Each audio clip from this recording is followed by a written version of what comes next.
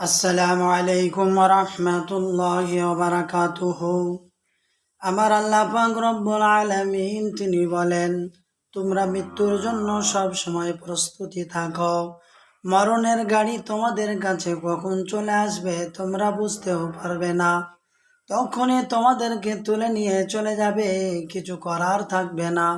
তাই মরণের আগে কিছু পুঁজি তৈরি করো, যে পুঁজি করলে আল্লাহ পাক রব্বুল আলামিনও খুশি হবেন, তার নবীও খুশি হবেন। তাই পুঁজি করতে গেলে ভাবছি সালাতের প্রয়োজন, যাকাতের প্রয়োজন। আল্লাহ তাবারক তাআলা কোরআনে অনেক জায়গায় বলেন, ওয়াকিমুস সালাতা ওয়া আতুজ যাকাত, তোমরা সালাত আদায় করো অর্থাৎ নামাজ কায়েম করো, আর নামাজের কায়েম হয়ে গেলেই তোমরা যাকাত আদায় করো। যাদের জন্য যাকাত ফরজ তারা যেন অবশ্যই যাকাত আদায় করবে, কেননা এরা এই কাজগুলো হলো কবরের জন্য পুঁজি।